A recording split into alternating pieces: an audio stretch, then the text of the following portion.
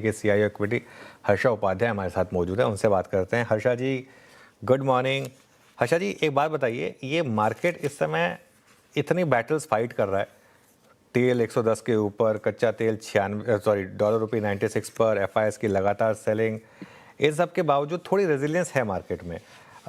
ये क्या रिस्क है यहाँ पर मार्केट में या एक अपॉर्चुनिटी है इन लेवल्स पर?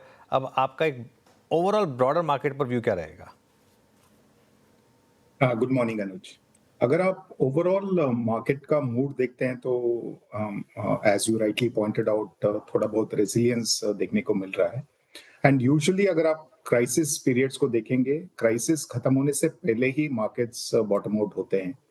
तो उस हिसाब से एक एक तरह से होप बना हुआ है कि कहीं ना कहीं अगले कुछ हफ्तों में ये जो ट्रांसपोर्टेशन ब्लॉकेज जो है वो हटना चाहिए, ये उम्मीद है। अगर वो होता है तो शायद जो हमने पहले देखा है मार्केट का बॉटम, वो शायद सस्टेन करेगा। लेकिन आज के दिन में कोई भी चीज प्रिडिक्टेबल नहीं रहा है, तो उस हिसाब से लेवल्स से ज्यादा हमें वैल्यूएशंस देखने चाहिए। और अगर आप वैल्यूएशंस देखेंगे तो लार्ज कैप और मिड कैप दोनों सेगमेंट में वैल्यूएशंस पिछले 10 साल के एवरेज के हिसाब से काफी ठीक ठाक लेवल पे आ चुके हैं। तो हमें लगता है कि आपका एक अच्छा खासा डाइवर्सिफाइड पोर्टफोलियो इस वैल्यूएशंस पे बन सकता है। जरूर शॉर्ट टर्म में क्या होगा वो बोलना मुश्किल है, प्रेडिक्ट करना मुश्किल है। लेकिन अगर आप बने रहते हैं तो यहाँ से अच्छा खासा वेल्थ क्रिएट होना चाहिए लॉन्ग टर्म में। अच्छा खासा वेल्थ क्रिएट होना चाहिए लॉन्ग टर्म में। हर्षा जी, मार्केट की सबसे बड़ी दिक्कत इस समय है बड़े बैंक्स, प्राइवेट और पीएसयू दोनों, क्योंकि एसबीआई ने भी काफ़ी गिरना शुरू किया है और आईसीआईसीआई बैंक और एचडीएफसी बैंक में तो लगातार हायर लेवल्स पर सेलिंग आती है। ये स्टॉक्स क्यों नहीं चल रहे हैं और इस समय बैंकिंग स्टॉक्स को लेकर क्या अप्रोच हुई? क्या एक बास्केट बाइंग की जाए यहाँ पर? देखिए, हमारा व्यू तो बैंक्स पे काफी पॉजिटिव रहा है। पिछले साल तो हमारे ज्यादातर पोजीशंस एनबीएफसीज और पब्लिक सेक्टर बैंक्स में थे, लेकिन पिछले कुछ 6-8 महीने में हमने प्राइवेट सेक्टर बैंक्स में भी वैल्यूएशंस जैसे जैसे अच्छे नजर आए, वहां पे पोजीशंस बनाए हैं। तो ओवरऑल हमें लगता है कि जो नेगेटिव्स थे बैंकिंग सेक्टर को लेते हुए, पहला नेगेटिव था आपका क्रेडिट ग्रोथ एक काफी लैकलस्टर लेवल पे आ चुका था। लेकिन अगर आप पिछले 5-6 महीने देखेंगे, लगातार हर महीना क्रेडिट ग्रोथ इंप्रूव हो रहा है। अभी वो 15-16% के आसपास आ चुका है, जो हमें लगता है कि नॉमिनल जीडीपी ग्रोथ को एक एक नजर रखते हैं तो ये सस्टेन होना चाहिए। दूसरी चीज जो banking sector specially private banks को इम्पैक्ट कर रहा था एडवर्सली, वो था इंटरेस्ट रेट कट्स हो रहे थे, रेपो रेट कट्स की वजह से आपके नेट इंटरेस्ट मार्जिन पे दबाव था। वो यहाँ से आगे नहीं रहेगा। इनफैक्ट यहाँ पे इंटरेस्ट रेट कट्स की कोई गुंजाइश नहीं है, तो उस हिसाब से हमें लगता है वो मार्जिन पे जो प्रेशर है था वो भी नहीं रहना चाहिए। तो ओवरऑल बेटर ग्रोथ दिखना चाहिए और मार्जिन्स भी सस्टेन करने चाहिए। और वैल्यूएशन अगर आप देखेंगे तो काफी कुछ वैल्यूएशंस में डिस्काउंट हो चुका है। तो हमें लगता है कि definitely medium to long term अगर आप देखेंगे, यहाँ पे अर्निंग्स ग्रोथ भी market average earnings growth better रहेगा और एसेट क्वालिटी का ऐसा कोई बड़ा संशय भी नहीं है।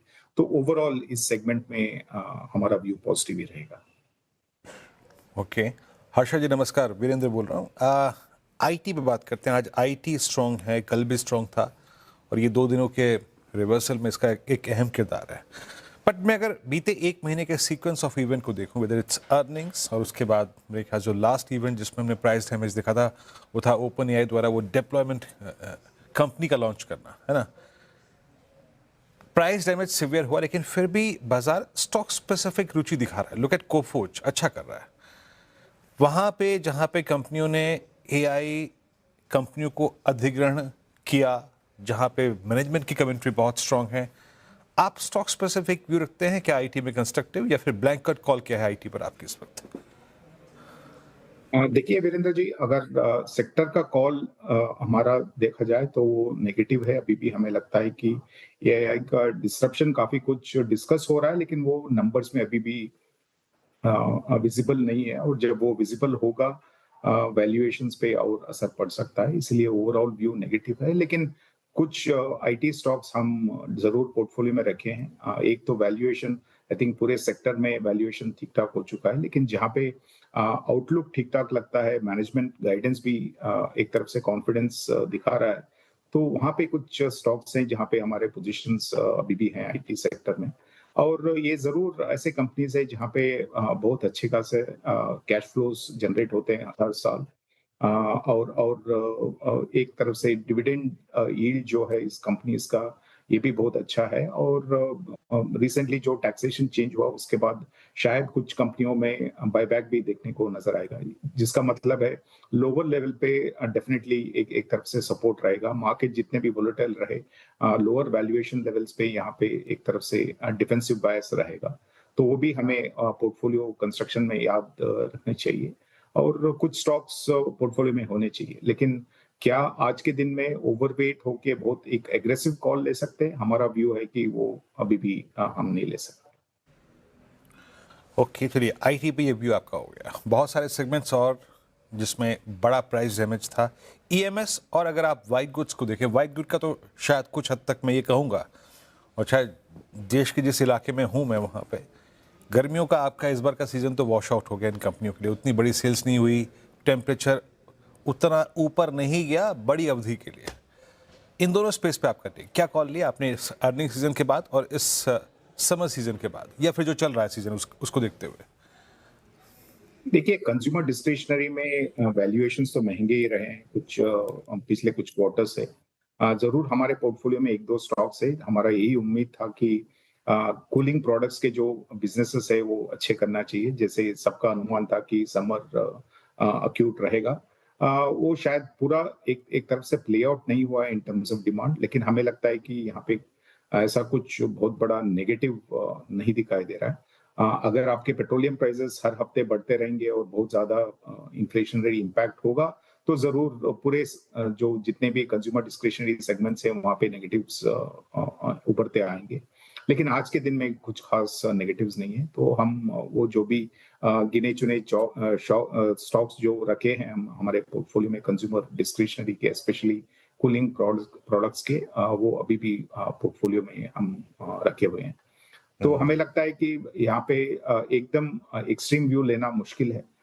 वैल्यूएशन जरूर महंगे हैं, लेकिन यहाँ पे कुछ कंपनियों के मार्केट शेयर गेन्स भी हो रहे हैं। और अगर आप medium to long term growth देखते हैं, अगर आप इस समर सीजन को छोड़ भी देते हैं, तो एक डेटा सेंटर्स का जो एक बड़ा सा कैपिटल एक्सपेंडिचर होने वाला है अपने देश में, वहां पे भी कूलिंग प्रोडक्ट्स की बहुत जरूरत होगी। और जहां जहां पे कमर्शियल और इंडस्ट्रियल सेगमेंट्स में भी कंपनीज अच्छे काम कर रहे हैं, तो वहां पे एक जरूर पोजीशन बना के रखनी चाहिए मीडियम टू लॉन्ग टर्म के हिसाब से। मीनवाइल मार्केट डे हाई पर आ गया और देखिए आप 23,760 पर निफ्टी इस समय। और मज़े की बात यह है कि बैंक निफ्टी अभी भी डे हाई से दूर है, लेकिन निफ्टी डे हाई पर आया है। और ये देखिए बैंक निफ्टी में अभी भी थोड़ा डिस्टेंस ट्रैवल करना बाकी है, लेकिन निफ्टी डे हाई पर आया। और एक दो स्टॉक्स है जिनका कंट्रीब्यूशन आ रहा है यहाँ पर। रिलायंस लेकर आइए आप एक बजरा, रिलायंस डे हाई पर आया। रिलायंस ने एकदम से हेल्प की मार्केट की। और इसके अलावा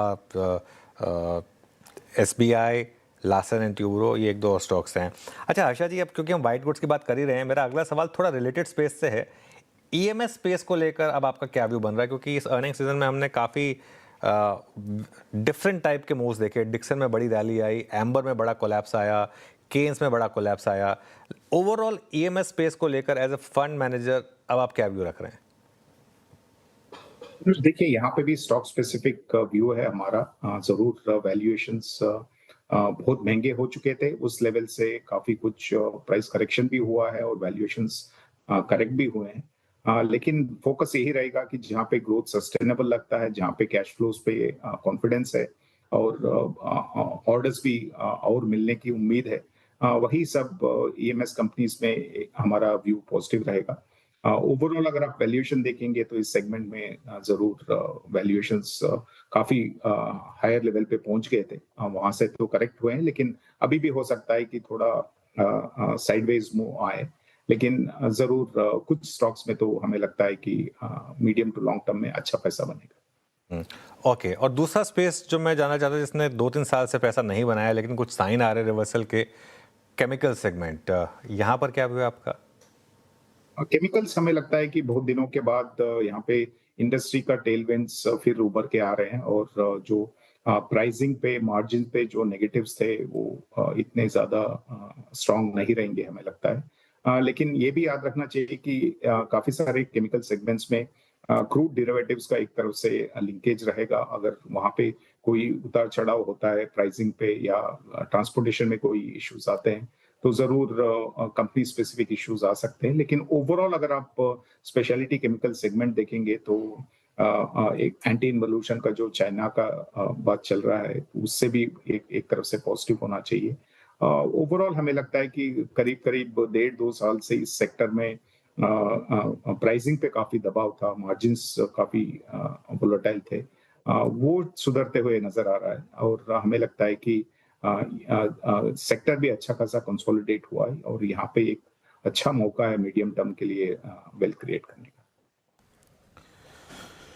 ओके अच्छा हर्षा जी, पॉसिबली मेरी तरफ से आखिरी प्रश्न यहाँ पे, एनबीएफसी में बहुत सारे तबके थे जिसमें पैसा बना। आई मीन कन्वेंशनल जो है आपकी एनबीएफसी थी, गोल्ड फाइनेंस को देखिए आप, लेकिन गोल्ड अब जिस तरीके से 155-160 की रेंज में स्टेबल है एक बड़े मूव के बाद, और versus high of I think 1.82, NBFCs में आपका इस वक्त रुझान किस तरफ है? एचएफसीज हैं, गोल्ड फाइनेंस कंपनियां हैं, एनबीएफसीज, यहाँ पे आप लोग ज़्यादा कंस्ट्रक्टिव कहाँ पर है इस वक्त?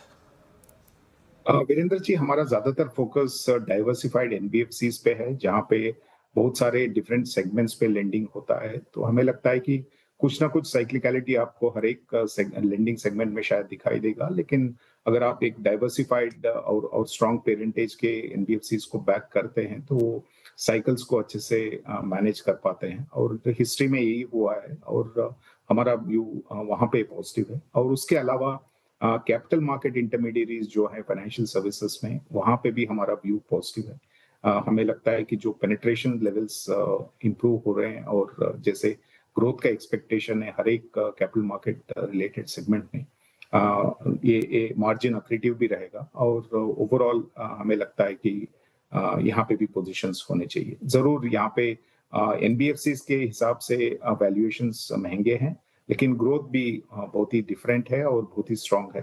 तो उस हिसाब से एक वैल्यूएशन और ग्रोथ का अगर आप कंपैरिजन करेंगे तो वहां पे भी कुछ पोर्टफोलियो पिक्स आपको मिल सकते हैं। ऑल राइट, चलिए हर्षा जी, बहुत बहुत शुक्रिया आज हमारे साथ जुड़ने के लिए और अपना व्यू हमारे सामने रखने के लिए।